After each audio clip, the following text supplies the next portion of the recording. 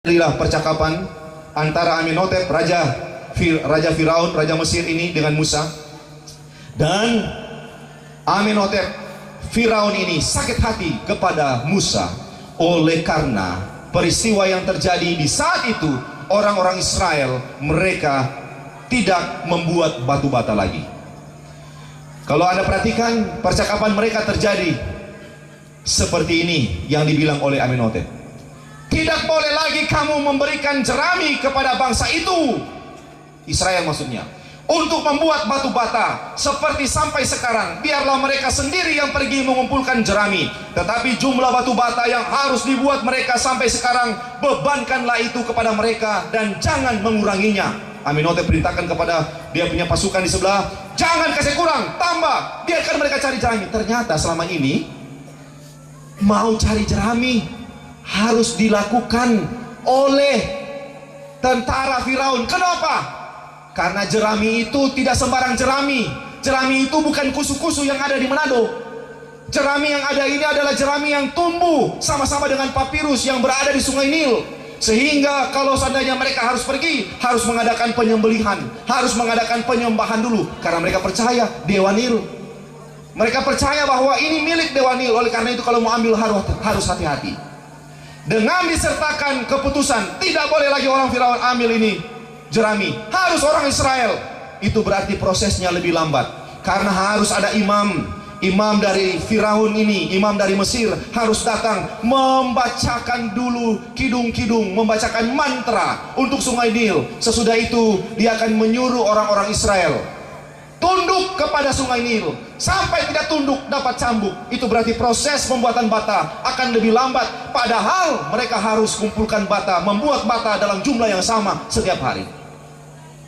Orang Israel mendapatkan tekanan, sehingga Musa pada waktu itu dia berkeras supaya orang-orang Israel harus segera keluar. Lebih lama di Mesir, lebih banyak umat-umat Tuhan, lebih banyak umat-umat Tuhan yang meninggal. Semakin banyak, semakin lama umat-umat Tuhan di dunia ini, semakin sedikit yang akan selamat. Oleh karena itu Tuhan berjanji akan segera datang. Lalu mari kita lihat, kenapa sebenarnya ada proses seperti ini? Sampai kenapa ini Amenhotep, Raja Firaun memberikan keputusan seperti ini? Ternyata ada alasannya, ya. Alasannya terdapat dalam Keluaran pasalnya yang kelima, ya, ayatnya yang kelima berbunyi sebagai berikut. Lagi kata Firaun, lihat, sekarang telah terlalu banyak bangsamu di negeri ini. Masakan kamu hendak menghentikan mereka dari kerja paksa? Dalam bahasa Indonesia hanya sangat simpel, sederhana dibilang, masakan kau mau berhentikan mereka? Tapi mari kita lihat dalam bahasa Inggris, tulisannya bahasa Inggris masih lebih tepat. And Pharaoh, dan Firaun berkata, lihatlah, behold, the people of the land now are many. Orang-orang yang berada di tanah, artinya mereka yang mengerjakan tanah, orang Israel itu sekarang sudah banyak. And you make them rest from their burdens. Dan engkau membuat mereka beristirahat dari beban mereka. Ini rest. Wow, ternyata alasan kenapa sehingga Amenhotep katakan kasih beban sama mereka, biarkan mereka cari itu jerami. Oleh karena ini, ketika Musa datang, pembaharuan terjadi. Orang-orang Israel, ya, banyak yang rest, banyak yang berhenti dari mengerjakan pekerjaan mereka. Loh, berhenti kapan? Berhenti bagaimana? Kita akan dapati. Mengapa orang Israel berhenti bekerja? Karena hukum Allah. Masa sih? Ya, apa karena hukum Allah? Pendeta Mamarini menulis karena hukum Allah. Mengapa orang Israel berhenti bekerja dan menjadi budak lebih parah lagi oleh Amenhotep, Raja Firaun? Oleh karena hukum Allah yang kita bahas tadi malam. Apa buktinya? Saya mau kasih bukti. Lihat baik-baik, ingat baik-baik, dengar baik-baik. Ya. Bukti yang pertama, Firaun sendiri. Sebagai bukti bahwa orang Israel berhenti bekerja oleh karena mereka melakukan hukum Allah, Bukti yang pertama adalah dari Firaun itu sendiri. Kenapa saudara-saudara? Ini adalah bukti langsung. Karena Firaun tahu bahasa Ibrani. Saya sudah mulai, saudara yang kasih, saya garuk kepala ini. Bukan mau katakan bahwa saya mau sok-sokan kasih tunjuk kepada saudara-saudara yang bahasa Ibrani. Ini tidak sama sekali. Saya cuma mau kasih tahu bahwa ini tuh huruf Ibrani. Hanya gambar saja supaya saudara lihat. Ya. Alef, Bet, Gimel, Dalet, Het, Vav, Sahin, Het, Tet, Yaut. Ini tuh yang Yod. Anda lihat? Yang Tuhan bilang lebih mudah langit dan bumi lenyap daripada apa? Satu iota. Ini tuh iota ini nih. Satu ini dalam firman Tuhan tidak akan lenyap. Lebih mudah langit dan bumi hancur daripada ini satu ini. Dan ini satu ini paling banyak dipakai dalam hukum Allah. Jadi Anda perhatikan, bahasa Ibrani untuk berhenti, tadi saya katakan dalam bahasa Indonesia, kenapa engkau membuat mereka berhenti? Tapi dalam bahasa Inggris, you rest. Ada dua kata utama. Yang pertama, nu'a, ya, artinya berhenti, berkemah atau mengabaikan. Yang kedua, namanya sabat atau syabat. Menarik diri dari bekerja atau berhenti, mendapatkan kesegaran atau beristirahat. Ini artinya. Kenapa saya bilang ini artinya syabat? Karena dalam bahasa tulisan asli, Anda perhatikan, yang ini, bet ini, kalau dia tidak ada titik, tidak dipertegas, cuma disebut V. Jadi disebut syabat. Tapi kalau ada titik di sana, itu disebut syabat. Bagi ahli Ibrani, bahasa Ibrani, tidak terlalu dipermasalahkan. Karena ketika mereka baca syabat, sama dengan arti sabat. Jadi apa yang digunakan, ya, apa yang digunakan oleh Raja Mesir ketika dia katakan, kamu telah membuat mereka berhenti, membuat mereka rest. Firaun menggunakan kata syabat ketika berbicara kepada Musa. Jadi ketika Musa datang, lalu kemudian orang Israel mulai berhenti bekerja, Firaun bilang, kenapa engkau membuat syabat di antara mereka? Karena Firaun sendiri tahu bahwa sabat itu harus berhenti. Karena arti sabat itu sendiri, cease from work, berhenti dari pekerjaan. Itu nyatanya bahwa orang Israel bekerja selama 1 minggu, tapi 1 hari, ada 1 hari mereka berhenti. Dan itu yang membuat sehingga Amenhotep yang kedua, Raja Firaun, stres. Bukti yang pertama bahwa rest yang ada, yaitu hukum Tuhan, dilakukan, disampaikan oleh Firaun sendiri. Ini bukti yang langsung, ya. Bukti yang kedua, Abraham. Kenapa Abraham? Anda selalu kalau Anda dengar orang Advent, pasti Anda bilang, oh, dorang itu bilang itu 10 hukum, dorang pasti bilang itu Keluaran 20. Malam ini saya akan kasih Keluaran 20, saudara. Tapi saya cuma katakan, banyak orang bilang, firman Tuhan bilang, ingatlah dan kuduskanlah hari Sabat. Ingatlah, ayat tentang Sabat bukan cuma itu. Satu tadi saya sudah buka, mengenai Firaun. Firaun menyatakan sendiri bahwa Sabat itu waktu beristirahat, Sabat itu waktu berhenti. Bukti yang kedua, bahwa yang dikatakan Firaun berhubungan dengan hukum Tuhan adalah Abraham. Kenapa Abraham? Karena Abraham telah mendengarkan firman-Ku dan memelihara kewajibannya kepadaku, yaitu segala perintah, ketetapan dan hukum-Ku. Tuhan tulis ini. Tuhan tulis ini sebelum 2 loh batu diberikan, ya. Abraham. Oke, kita masuk ke slide ini. Boleh di sini mungkin. Kita lihat. Kenapa Abraham dia tahu melakukan kehendak Tuhan, melakukan ketetapan Tuhan, melakukan hukum Tuhan. Bayangkan saudara, melakukan ketetapan, melakukan kehendak, melakukan hukum Tuhan. Apalagi yang kurang? Ada orang bilang begini, Kan itu hukum Tuhan, 10 hukum itu nanti muncul di Gunung Sinai. Tapi ingat, Abraham sudah melakukannya. Walaupun Israel nanti keluar dari Mesir lalu terima, tapi Abraham sudah melakukannya. Kenapa Abraham melakukannya? Karena dia tahu kisah penciptaan. Kita baca saudara-saudara. Demikianlah diselesaikan langit dan bumi dan segala isinya, ketika Allah pada hari ke-7 telah menyelesaikan pekerjaan yang dibuatnya itu. Berhentilah ia pada hari ke-7 dari segala pekerjaan yang telah dibuatnya itu. Lalu Allah memberkati hari ke-7 itu dan menguduskannya, karena pada hari itulah ia berhenti dari segala pekerjaan penciptaan yang telah dibuatnya itu. Saudara yang kasih, ya,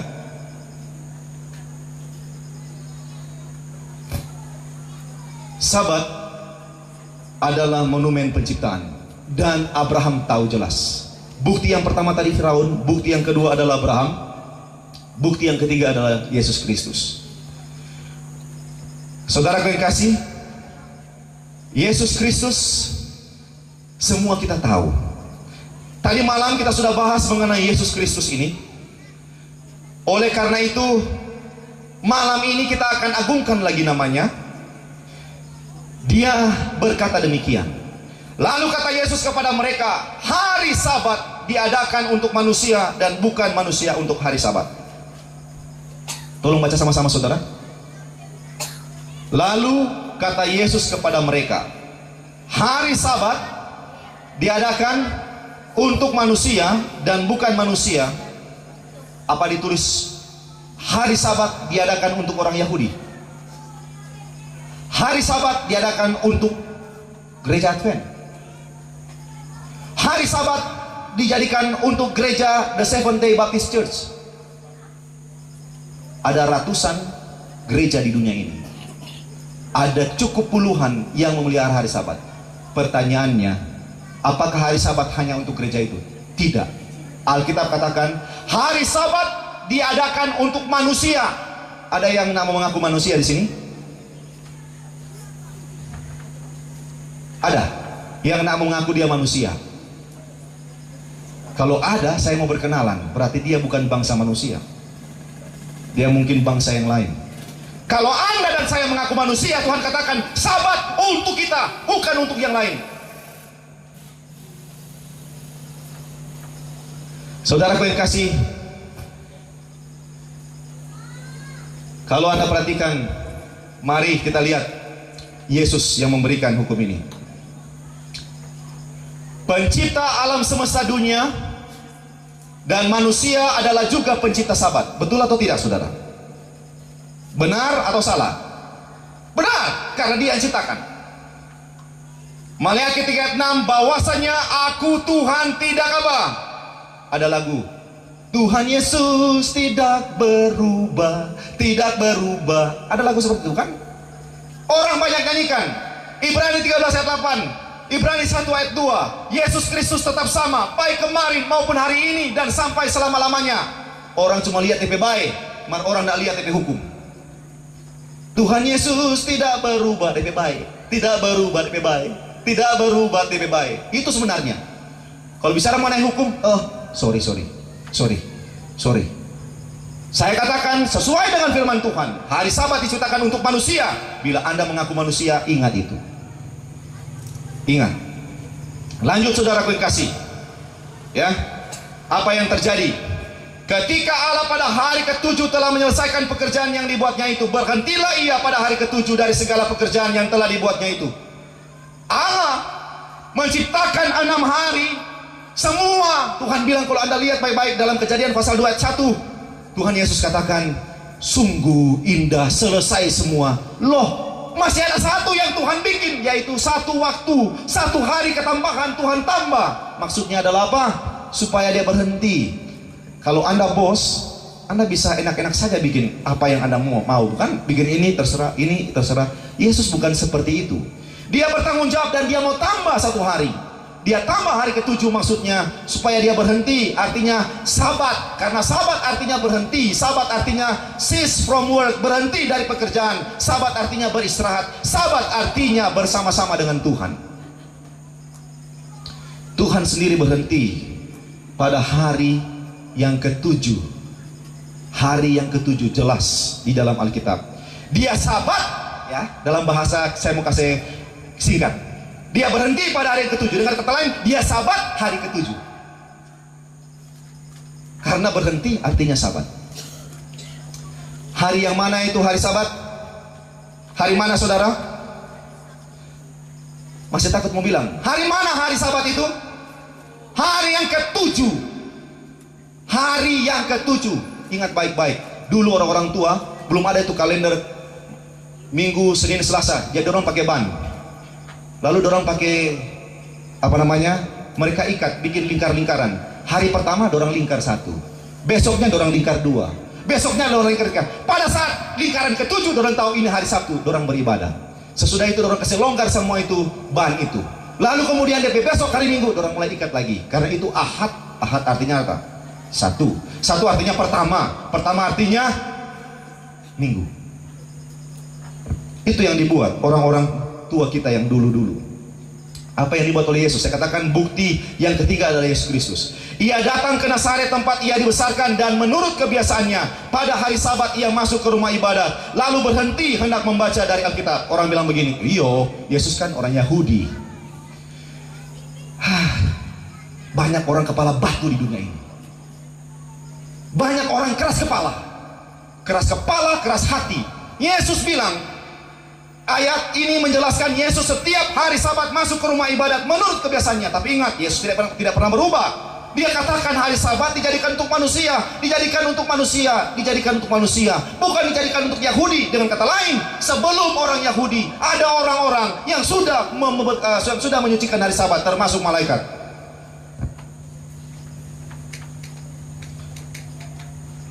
Banyak orang yang cari-cari alasan supaya menghindar dari kebenaran. Nah, apa saudara? Malam kedua terus belajar. Dorang tempat adalah kota debu yang hanya akan muncul satu kali, sebentar binasa selama-lamanya. Ya. Hari mana?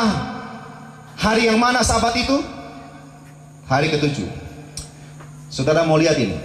Yesus menguduskan Sabat dalam kuburnya. Ternyata kalau Tuhan bilang kuduskan Sabat, nggak ada setan yang berani macam-macam. Sedangkan orang mati harus kuduskan Sabat. Buktinya Yesus. Mari kita lihat ayat ini agak panjang. Minta maaf, makanya saya katakan minta waktu panjang. Hari itu adalah hari persiapan. Saya kasih tanda. Dan Sabat hampir mulai. Artinya Sabat, orang tahu Sabat hari ketujuh, bukan? Jelas. Sekarang sebelum Sabat itu katanya ada hari persiapan. Kalau hari Sabat adalah hari ketujuh, hari persiapan adalah hari apa? Jumat. Hari Jumat. Dan perempuan-perempuan yang datang bersama-sama dengan Yesus dari Galilea ikut serta, dan mereka melihat kubur itu dan bagaimana mayatnya dibaringkan. Dan setelah pulang mereka menyediakan rempah-rempah dan minyak mur. Dan pada hari Sabat, ingat baik-baik, dalam bahasa Ibrani hanya ada dua Sabat, Nuah dan Sabat. Sabat ini yang digunakan dalam bahasa ini. Dan pada hari Sabat ini mereka beristirahat menurut hukum Taurat. Menurut hukum Taurat mereka lakukan. Kenapa? Sedangkan Yesus lakukan. Yesus lakukan selama hidupnya. Setiap Sabat dia masuk ke rumah ibadat, dia membaca firman Tuhan. Oleh karena itu wanita-wanita ini tidak takut-takut, nah malu-malu, mereka datang beribadat pada hari Sabat. Karena bukan lagi menurut tradisi, bukan lagi menurut Yahudi, tapi menurut hukum Taurat. Jelas itu? Banyak orang melihat hanya, oh karena hukum Taurat. Tidak, kali ini murid-murid, para murid, termasuk wanita-wanita, beribadah pada hari Sabat, hari ketujuh, karena hukum Taurat. Saya katakan hukum Taurat tidak dipalangkan, tidak dibinasakan. Kenapa? Karena hukum Taurat itu adalah karakter Tuhan.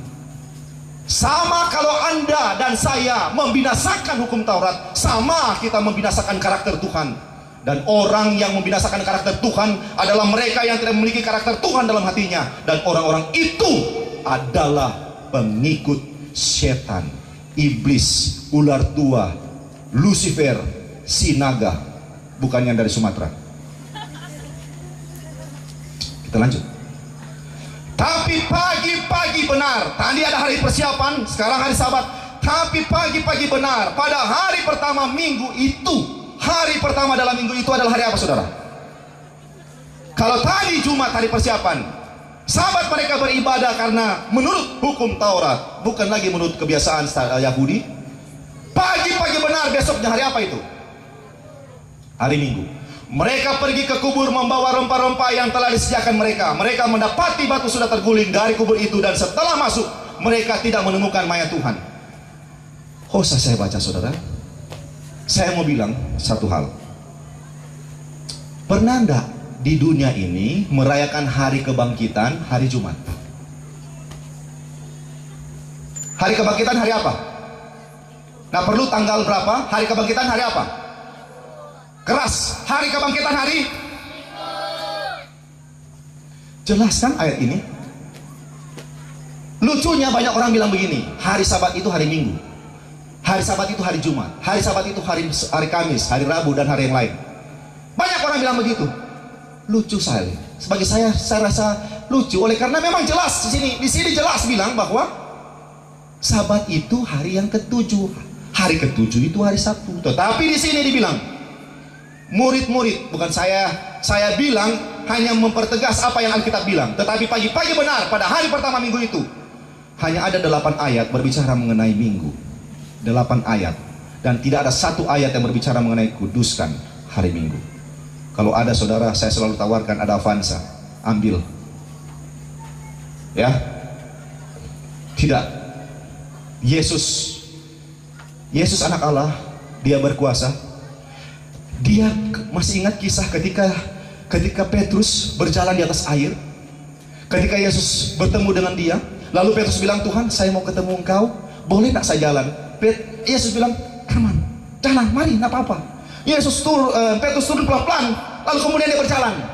Masih agak jauh, dia dengar-dengar dari teman-teman bilang, dia coba jalan di atas air, hebat dia, luar biasa. Mulai sombong, mulai keangkuh, tiba-tiba dia tenggelam. Waktu dia tenggelam, saudara, ombak besar pukul sama dia. Yesus di situ. Langsung tarik. Padahal masih cukup jauh, sekitar 10 meter masih ada. Tapi ketika dia bilang, Tuhan tolong, langsung ada di situ. Yesus boleh juga pada hari Sabat, dia bangkit. Boleh. Dia boleh bangkit. Tapi kenapa dia tidak bangkit hari Sabat? Hari Sabtu. Yesus mati hari apa? Coba dulu jelaskan. Ketorang kan kalau seandainya di kekristenan itu ada disebut Jumat Agung. Jumat itu hari apa? Hari apa itu hari Jumat? Hari keberapa maksudnya? Hari ke-6. Jelas bukan? Ada Jumat Agung, ada mulai dari Kamis. Kamis bilang apa? Kamis putih. Saya kurang tahu kenapa mesti putih. Kamis putih. Lalu hari Jumat Agung. Hari Sabat disebut apa? Sabat kelabu. Sabat Black Sabbath, Sabat yang gelap. Lalu datang hari Minggu, hari apa? Kebangkitan. Sangat jelas. Seluruh Kristen merayakan kebangkitan itu pasti hari apa? Minggu. Masa orang bilang hari Sabat atau hari Minggu? Aneh bin ajaib. Kita lihat sekarang selanjutnya, Lukas 23, ya, Matius 24 ayat 20. Kalau Yesus selama sebelum dia meninggal, dia belum wafat, dia pelihara hari Sabat, dan dia tidak pernah berubah. Ketika dia bangkit, dia tetap pelihara hari Sabat. Dia bilang begini, berdoalah supaya waktu kamu melarikan diri itu jangan jatuh pada musim dingin dan jangan pada hari apa? Yesus masih amarkan. Dengan kata lain, kalaupun Anda sudah berada dalam kebenaran, ingat baik-baik itu hari Sabat. Jangan cuek-cuek, hari Sabat itu perlu diperhatikan. Sedangkan Yesus anak Allah yang berkuasa memelihara hari Sabat di dalam kubur. Apalagi torang yang domato ini. Pasti harus seperti Yesus. Bukti yang keempat, rasul-rasul dan orang Kristen permulaan, mereka memelihara hari Sabat juga. Mereka berbakti. Kisah 17 ayat 2. Seperti biasa Paulus masuk ke rumah ibadat itu. 3 hari Sabat berturut-turut. Jelas, kalau bilang Sabat itu artinya Syabat, artinya berhenti, artinya hari yang ketujuh. Hari ketujuh itu hari Sabtu. Disitulah Paulus berhenti berturut-turut 3 sabat. Dia membicarakan firman Tuhan dengan umat-umat Tuhan yang mula-mula. Kenapa mesti 3 sabat berturut-turut? Ya karena Paulus 3 minggu ada di situ. Ketika dia pindah di tempat yang lain, minggu keempat sudah pasti dia beribadah di tempat yang lain. Catatan ini hanya berbicara mengenai lokasi di mana dia beribadah sepanjang 3 minggu. Kita tiba kepada pekabaran wahyu. Ini pekabaran nubuatan, pekabaran wahyu untuk umat Allah di akhir zaman. Maka marahlah naga itu kepada perempuan itu, lalu pergi memerangi keturunannya yang lain. Sama-sama kita baca. Yang menuruti hukum-hukum Allah dan memiliki kesaksian Yesus. Ternyata saya sudah katakan, Lucifer, si naga itu, ular tua itu, dia memerangi keturunan perempuan gereja yang keturunan gereja. Karena dulu saya mau kasih kisah sedikit. Dulu belum ada gereja Advent, belum ada Gemim, belum ada Betani, belum ada Bethel, belum ada Pentakosta, belum ada yang lain-lain. Hanya disebut gereja Kristen. Dan gereja Kristen itu akhirnya, ya, ini sudah oke. Dan gereja Kristen itu akhirnya berevolusi. Ketika terjadi reformasi, baik John Huss, Zwingli, lebih parah di zamannya Martin Luther dan Calvin, lalu terjadilah skisma, perpisahan. Terjadilah skisma perpisahan sekitar tahun 1500. Lalu kemudian terjadilah Protestan dan gereja yang mainstream yang berada di tunggak yang di tengah itu, yang besar itu, yaitu Roma Katolik. Ada 2 gereja besar. Lalu kemudian terjadilah perpisahan-perpisahan kecil di dalam Protestan oleh karena ada yang merasa tidak cocok dengan pimpinan, tidak cocok dengan gereja ini, tidak cocok dengan itu, mau merubah, mau berevolusi, mau memurnikan gereja dari dalam. Sehingga terjadilah Metodis, Baptis, Anglikan, dan seterusnya. Lalu kemudian terjadi banyak gereja sampai saat ini. Ya. Tetapi saudara yang kasih, naga memerangi keturunan gereja yang menuruti hukum-hukum Allah dan memiliki kesaksian Yesus. Besok malam kita akan bahas tentang ini. Ya. Yang penting di sini ialah ketekunan orang-orang kudus yang menuruti perintah Allah dan iman kepada apa? Anda perhatikan, saya kasih garis kuning. Yang menuruti perintah Allah dan iman kepada Yesus. Ternyata sudah benar yang saya sudah katakan dari tadi malam. Orang yang beriman, dia yang percaya. Orang yang percaya, dia yang menurut. Kalau Anda beriman, Anda pasti menurut. Kalau saya percaya, berarti saya menurut. Sangat jelas ayat ini. Ada orang bilang begini, Pendeta Mamarimi, coba buka baik-baik kok. Wahyu pasal 1 ayat yang ke-10. Berbicara mengenai hari Tuhan. Ada yang pernah tulis surat sama saya, tolong baca baik-baik. Saya balas, tolong dengarkan baik-baik. Jadi dia minta saya baca, saya bilang dia dengar baik-baik. Apakah hari Tuhan itu? Hari Tuhan, mari kita baca sama-sama. Tetapi hari ke-7 adalah hari Sabat apa? Hari Tuhan adalah hari Sabat. Oh, bagaimana dengan Wahyu pasal 1 ayat 20 ayat ke-10 ini?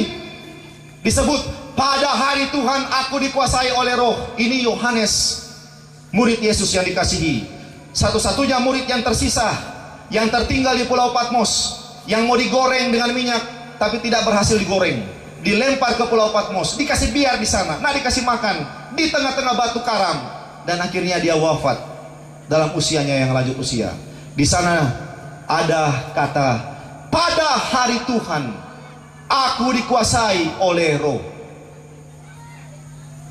Dalam bahasa Yunani, kurie hamera. Ini disebut pada hari Tuhan. Pendeta, hari Tuhan itu adalah hari kebangkitan.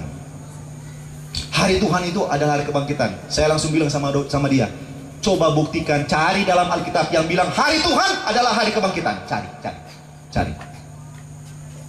Sampai saat ini dia tidak dapat ayat itu.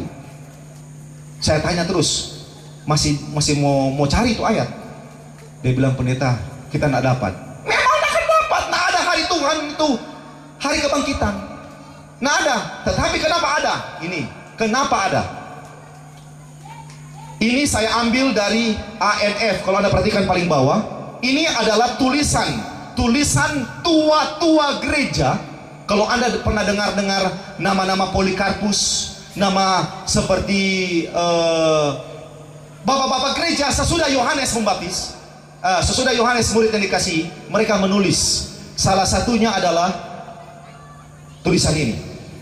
Walaupun istilah ini artinya istilah hari Tuhan, walaupun istilah ini sering digunakan di dalam tulisan bapak-bapak gereja, bukan tulisan Alkitab, digunakan dalam tulisan bapak-bapak gereja dengan pengertian hari Minggu, namun bukti pertama menyatakan bahwa istilah itu tidak pernah muncul sampai abad kedua di dalam Injil Apokripa Petrus. Ternyata muncul pertama kali yang disebut dengan hari Tuhan muncul di mana? Injil Apokripa Petrus. Gereja Protestan yang aja pakai Apokripa. Orang pakai yang 66 buku. 66 buku ini nggak ada ini. Catatan sejarah mengatakan bahwa itu nanti muncul abad kedua. Abad kedua itu sesudah tahun 100. Sesudah tahun 101 sampai sebelum tahun 200 itu dipakai, baru muncul. Di dalam Alkitab Anda yang di tangan Anda tidak ada itu. Tapi orang sudah masukkan di sana. Sekarang saya jawab sama dia. Jadi Anda sudah mengerti kenapa ada hari Tuhan.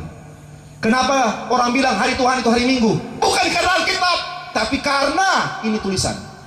Karena bapak-bapak gereja di abad kedua pakai itu. Firman Tuhan. Dan saya tantang sama dia. Kalaupun Anda sudah baca Wahyu pasalnya 1 ayat 10, pada hari Tuhan aku dikuasai oleh roh. Apakah Wahyu pasal 1 ayat 10 mengatakan pada hari Tuhan aku dikuasai oleh roh dan aku menguduskan hari Tuhan? Ada? Tidak ada. Oleh karena itu saya katakan sama sahabat saya ini, jangan keras kepala. Ini terjadi. Minta maaf kalau menyinggung hati, minta maaf kalau kasar dan keras. Firman Tuhan bilang, firman Tuhan bagaikan pedang bermata dua yang membelah semua sisi. Kalau Anda mau suka selamat, harus dioperasi. Pedis tapi sembuh, saudara. Perubahan terjadi pada konsili Laodikia tahun 336 Masehi. Perubahan dari hari Sabat hari ke-7 pindah menjadi Sabat hari Minggu. Terjadi di sini. Tapi saya katakan lagi, ingat baik-baik, Tuhan bilang turut firman. Abraham turut ketetapan, turut aturan, dan aturan semuanya ada dalam firman Tuhan, bukan dalam tulisan-tulisan yang lain. Saya mau tunjukkan dalam bahasa Inggris. Ini diambil dari buku The Faith of Our Fathers yang ditulis oleh Kardinal James Gibbon, Gereja Katolik. Kalau ada saudara-saudara dari Gereja Katolik, silakan Anda boleh lihat ini, boleh mendapatkan saya, dan kita akan berusaha mencari dia punya tulisan asli. Saya masih miliki, kita bisa lihat ini. Engkau ini kardinal, ini bukan cuma pastor. Saya punya teman saya ada pastor yang kemudian dia sekarang menjadi pendeta Advent. Kardinal masih lebih tinggi. Kardinal adalah orang ketiga sesudah kepausan, paus. Habis paus baru ada archbishop, baru bishop. Ini kardinal. Kardinal itu sama dengan pemimpin gereja Katolik yang ada di mana? Manado. Itu dia. Dia punya komentar begini. Engkau boleh baca Alkitab dari Kejadian sampai Wahyu, dan engkau tidak akan menemukan satu garis dalam Alkitab yang memberikan otorisasi penyucian akan hari Minggu. Jelas. Lanjutan, ya. Dia tulis begini. Masih Gibbon, halaman 111-112. Firman Tuhan atau Alkitab menekankan penyucian keagamaan hari Sabtu. Menekankan penyucian keagamaan hari Sabtu. Dia bilang boleh baca dari Kejadian sampai Wahyunya, nah ada ayat yang bilang sucikan hari Minggu, tapi menekankan sucikan hari Sabtu. Bukan pendeta Mamarimbing, saudara. Ini catatan sejarah. Lalu kemudian yang berikutnya adalah Clovis G. Chappell. Dia ini adalah seorang penulis terkenal, tapi dia juga adalah pendeta Metodis. Pendeta Metodis. Dia tulis begini: alasan kenapa kita menyucikan hari pertama gantinya hari ketujuh didasarkan bukan perintah yang benar. Katanya kenapa mereka menyucikan hari Minggu yang sebenarnya harus hari ketujuh, dibilang bukan didasarkan dengan perintah yang benar. Seseorang boleh menyelidiki firman Tuhan dengan sia-sia untuk mencari otoritas akan perubahan hari ketujuh kepada hari yang pertama. Dengan kata lain, dua ini sudah bilang tidak ada. Nah ada, tapi banyak orang bilang oh ada. Ya silakan, silakan. Saya pun juga sangat senang kalau saya bisa lihat neraka, saudara. Saya senang. Itu berarti saya harus di surga. Kalau enggak, mereka yang senang lihat saya di neraka. Itu kan kebalikannya. Ini prinsipnya. Ini lagi. Di mana masalahnya ini? Kita masih memiliki beberapa slide yang ada. Baik. Boleh terus? Karena kalau saya bicara lalu Anda tidak lihat buktinya, nampaknya seperti sia-sia. Kenapa saya bicara mengenai batu bata tanpa jerami malam ini? Oleh karena memang harus malam ini kita belajar. Tidak ada waktu lain. Oke, kita lanjut. Bisa? Ini tidak jalan di sini. Oke. Jadi yang sudah menikah tolong angkat tangan. Yang sudah menikah, jangan pikir-pikir mau menikah kedua kali. Coba yang sudah menikah tolong angkat tangan. Kita lihat waktu menikah seperti ini, ya. Ada pendeta, lalu kemudian ada dia punya aser. Digambarkan kira-kira wanita yang di tengah ini adalah itulah yang penting, yang utama. Dari mereka 7 orang yang tengah ini, yang putih ini, yang adalah istri dari suami. Ini mestinya yang terjadi. Bagaimana kalau begini? Bisa enggak? Tuhan menciptakan hari ke-7, sekarang orang mau ganti hari yang lain. Bisa enggak? Dikisahkan, saya mau suka bawa ilustrasi. Ilustrasi ini saya dapat dari pendeta misa.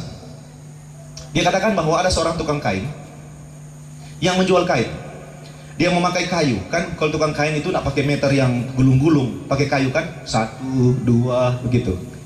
Jadi datanglah pembeli lalu berkata, "Pak, saya mau beli kain." Bapak penjual ini katakan, "Silakan Bu, yang mana?" Dipilih-pilih lalu diambil warna yang menjadi kesukaan dari pembeli ini. "Berapa meter?" "Saya mau ambil, ya, saya mau ambil 7 meter." "Oh iya." Lalu diukurlah 1, 2, 3, 4, 5, 6, 7 meter. Digunting. Selesai. Dibawa pulang kain ini. Sampai di rumah, ketika ukur menjadi horden, pas. Lalu kemudian datanglah anak kecil.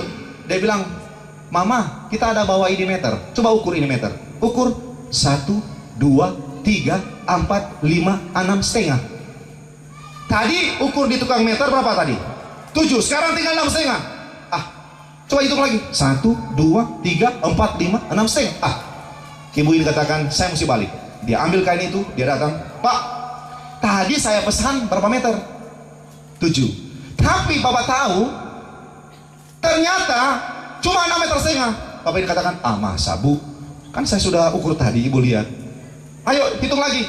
1, 2, 3, 4, 5, 6, 7. Bingung ibu ini. Sebentar, Pak, sebentar. Dia pergi tempat jual kain yang sebelah. "Pak, saya boleh pinjam Bapak punya meter?" "Oh, mari, silakan." Ibu ini bawa. dikasih kepada penjual kain. Coba ukur sesuai dengan meteran ini. Hitung 1, 2, 3, 4, 5, 6 setengah. Dia ambil tuh meter penjual ini, lalu hitung dengan dia punya kayu. Aduh, pendek. Lalu dia bilang begini, Bu, saya minta maaf Bu, ini tempat kain ini saya baru beli 1 minggu yang lalu dari penjual lama. Semua yang ada di sini termasuk meterannya itu adalah yang menjadi bagian saya karena saya beli. Minta maaf Bu. Ibu ini katakan, nah apa-apa Pak, kalau begitu Bu, kita ganti. Dia ambil yang 6,5 meter. Dia bilang, Bu, ini yang baru. Ambil pakai meter yang baru. Dia beli meter yang baru. Lalu dia ukur 1, 2, 3, 4, 5, 6, 7. Tak. Ibu ambil, pulang ke rumah, ukur dengan meter di rumah. 1, 2, 3, 4, 5, 6, 7. Pas. Pasang. Jadi. Anda bisa bayangkan kalau seandainya penjual kain tidak ganti meternya, apa yang terjadi? Tidak ada pembeli, mungkin dia akan masuk penjara oleh karena berdusta. Anda pun dengan saya punya meter-meter tersendiri untuk firman Tuhan. Meter itu harus diganti. Meter itu harus dirubah. Kalau tidak dirubah, saudaraku yang kasih, tempat kita bukan di surga. Kenapa sabat hari ke-7 itu sama dengan penciptanya? Karena mereka kekal. Yesaya 16 ayat 22-23, sebab sama seperti langit yang baru dan bumi yang baru yang akan kujadikan itu tinggal tetap di hadapanku. Demikianlah firman Tuhan, demikianlah keturunanmu dan namamu akan tinggal tetap. Ini kalau masuk surga. Bulan berganti bulan dan sabat berganti sabat, maka seluruh umat manusia akan datang untuk sujud menyembah di hadapanku, firman Tuhan. Bulan berganti bulan, sabat berganti sabat. Ketika Yesaya menuliskan ini, mendapatkan ilham dari surga, dia tidak berkata sabat hari apa saja. Ketika dia bilang sabat berganti sabat, itu artinya sabat rest hari ke-7, tidak ada hari yang lain. Bulan berganti bulan, sabat berganti sabat. Seluruh umat Tuhan akan beribadah dalam kerajaan Tuhan. Itu berarti sabat tidak akan berhenti di dunia ini. Hari peribadatan, hari yang benar, tidak akan pernah berhenti di dunia ini, tapi lanjut dalam kerajaan surga. Ini adalah slide saya yang terakhir, saudara kekasih. Kita baca sama-sama. Marilah kepadaku semua yang letih lesu dan berbeban berat, aku akan memberi kelegaan kepadamu. Matius 11 ayat 28. Ini menjadi ayat favorit baik penatua, syammas, pendeta, anggota jemaat. Kalau kasih kekuatan, Matius 11 ayatnya yang ke-28. Matius 11 ayat ke-28. Saya sekarang mau buka mata Anda untuk tulisan kelegaan. Marilah kepadaku semua yang letih lesu dan berbeban berat, aku akan memberikan kelegaan. Apa kelegaan dalam bahasa asli? Ya, anapauo sama dengan sabat. Ingat baik-baik.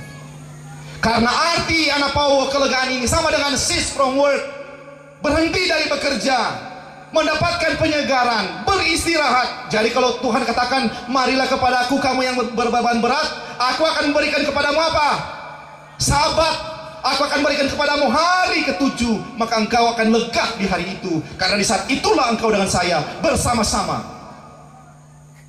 Jadi lega bukan sama-sama dengan Yesus terus lalu kemudian lega. Ini kelegaan yang dimasukkan di sini adalah sabat. Yesus tidak pernah berubah, baik kemarin, hari ini, dan yang akan datang. Ketika dia katakan, marilah kepadaku semua yang letih lesu dan berbeban berat, aku akan memberikan sabat kepadamu. Itu berarti sabat itu tidak pernah berubah dari saat dia ciptakan untuk manusia, bukan monyet, sampai kerajaan baru. Sabat itu memberikan kelegaan kepada si penyucinya, mereka yang beribadah di dalamnya. Jadi sabat bukan milik orang Advent, sabat bukan milik orang Yahudi, sabat adalah milik Anda dan saya. Pada malam hari ini, saudara kekasih, berapa di antara saudara-saudara, ya, berapa di antara saudara-saudara yang percaya bahwa firman Tuhan ini kekal? Bila Anda percaya bahwa firman Tuhan ini kekal, tolong angkat tangan. Terima kasih. Berapa yang yakin bahwa Sabat itu tidak pernah berubah dari sejak Tuhan ciptakan di saat penciptaan? Tolong angkat tangan. Ada yang tidak angkat tangan, mungkin bingung. Terima kasih. Pertanyaan yang selanjutnya, ketika Anda dan saya tahu bahwa Sabat tidak pernah berubah dari dulu sampai sekarang, sebagaimana Allah penciptanya tidak pernah berubah, itu diberikan untuk manusia. Maukah Anda menerima berkat pada hari Sabat? Kalau benar, saya mengajak Anda untuk berdiri. Kalau Anda mau terima Sabat untuk terima berkat, karena Tuhan katakan rahasia sukses salah satunya adalah melakukan kehendak Tuhan. Dan melakukan kehendak Tuhan salah satunya adalah apa? Ingat dan kuduskanlah hari Sabat. Yang terakhir, saudara yang kasih, pertanyaan saya, maukah Anda pada malam hari ini mengambil keputusan merubah meteran kehidupan Anda yang lama dengan meter yang baru, melaksanakan perintah Tuhan agar mendapatkan kelegaan? Kalau benar saudara, saya mengajak saudara walaupun berdiri, tolong angkat tangan.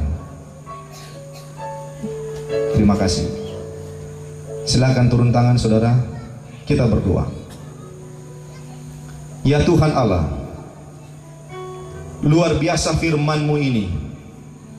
Sedangkan orang kafir pun mengakui bahwa hari perhentian itu adalah Sabat, hari ketujuh.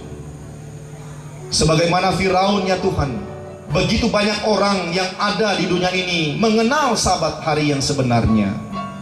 Tetapi seperti Firaun, mereka pun tidak berubah sehingga harus binasa.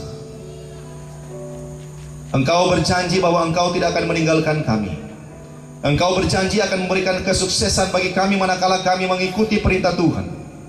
Dari 10 perintah Tuhan, salah satunya adalah Sabat ini, yaitu hari ketujuh, Sabat untuk Tuhan. Kami ingin merubah kehidupan kami yang lama. Kami ingin Tuhan mampukan kami untuk beribadah di hari yang sebenarnya. Begitu banyak kesaksian, terjadi perubahan sana sini, tetapi Engkau tetap sama. Firman-Mu kekal, karakter-Mu abadi. Demikian pula dengan Sabat-Mu kekal sampai di surga. Izinkan kami beribadah. Ada satu Sabat di depan ini, ada hari Sabtu di depan ini. Tuhan, mampukan kami untuk beribadah di hari itu. Kami bisa beribadah di hari-hari lain karena Tuhan tidak melarang, tapi Tuhan mengutuk mereka yang tidak beribadah pada hari Sabtu. Oleh karena itu Tuhan, kami berdoa, mampukan kami menerima berkat-Mu. Mampukan kami untuk hidup benar sesuai dengan perintah Tuhan. Dan izinkan kami saling menguatkan satu dengan lain sampai Engkau datang kedua kali, membawa kami dalam kerajaan-Mu, sehingga akan ada satu Sabat kami bisa berbakti, memuji, membesarkan bersama-sama untuk pertama kali dengan Yesus Kristus, Juru Selamat kami. Inilah doa kami, dalam nama Yesus kami sudah berdoa. Amin. Silakan duduk. Saudara yang kasih, ada mungkin yang mau berikan pertanyaan, silakan tulis di kertas. Nanti Anda serahkan kepada penerima tamu, dan itu akan diserahkan kepada saya. Mudah-mudahan besok ada kesempatan untuk kita menjawab pertanyaan. Saudara yang kasih, Tuhan kiranya memberkati kita semuanya. Saya serahkan mic ini kepada pembawa acara.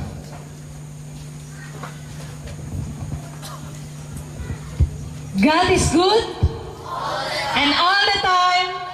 Allah tetap baik bagi kita sekarang dan untuk